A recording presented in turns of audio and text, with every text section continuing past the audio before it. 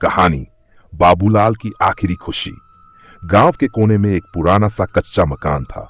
उस मकान में बाबूलाल जी रहते थे। उम्र लगभग 22 साल। सफेद बाल, झुर्रियों से भरा चेहरा और आंखों में अजीब सी गहराई।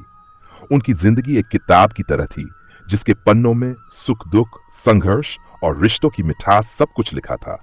कभी वही बाबूलाल जी अपने परिवार का सहारा हुआ करते थे। सरकारी नौकरी में थे, सबके लिए मजबूत दीवार जैसे। बच्चों की पढ़ाई, बेटी की शादी, घर का खर्च सब उन्होंने संभाला।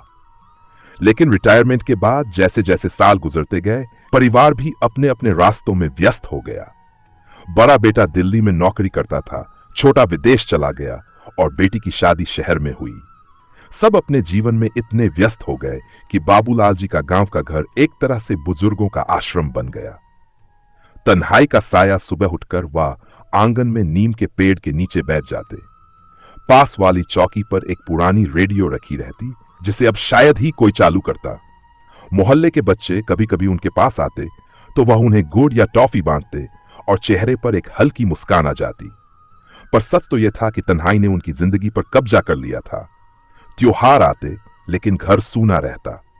कभी फोन आता तो बस औपचारिक बातें होती। पापा पैसे भेज दिए हैं, जरूरत हो तो बता देना। लेकिन उन्हें पैसों की नहीं, अपनों की जरूरत थी। छोटी सी खुशी। एक दिन मोहल्ले का एक 10 साल का लड़का सोनू उनके घर आया। बोला, दादाजी मेरे स्कूल में कल ग्रैंड पेरेंट्स डे है, मेरे दादा दादी तो नहीं हैं, आप मेरे साथ चलोगे? यह सुनकर बाबूलाल जी की आंखें भर आई। जिन बच्चों ने उन्हें अपने रिश्ते में भुला दिया था, वही मोहल्ले का बच्चा उन्हें दादा बना रहा था। अगले दिन बाबूलाल जी साफ धोती कुर्ता पहनकर सोनू के साथ स्कूल पहुंचे। बच्चों ने ताली बजाकर उनका स्वागत किया। जब सोनू ने स्टेज पर जाकर सबके सामने कहा, ये मेरे दादाजी हैं, ये मुझे रोज कहानियां सुनाते हैं, तो बाबूलाल जी का सीना गर्व से चौड़ा हो गया। उनके लिए यह दिन किसी त्योहार से कम नहीं था। परिवार की समझ। कुछ दिनों बाद बड़ा बेटा गांव आया। उसने देखा कि बाबूलाल जी मोहल्ले के बच्चों के साथ घुल मिलकर कितने खुश रहते हैं। पहली बार उसे एहसास हुआ कि उसने अपने पिता को कितना अकेला छोड़ दिया है। उस रात बेटे ने बाबूलाल जी से कहा, पापा अब आप मेरे साथ दिल्ली चलो, हम सब मिलकर रहेंगे। मैं वादा करता हूं कि आपको कभी अकेला महसूस नहीं होने दूंगा।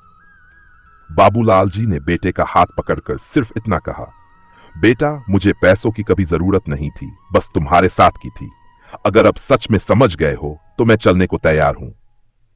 सीख इस कहानी से यही समझ आता है कि बुजुर्गों को पैसों की नहीं, प्यार और साथ की जरूरत होती है। जो तन्हाई हम उन्हें देते हैं वह धीरे धीरे उनके दिल को तोड़ देती है। उनके जीवन का सबसे बड़ा सहारा हम ही है, उनके बच्चे और परिवार। कहानी अच्छी लगी हो तो वीडियो को लाइक और चैनल को सब्सक्राइब जरूर करें। थैंक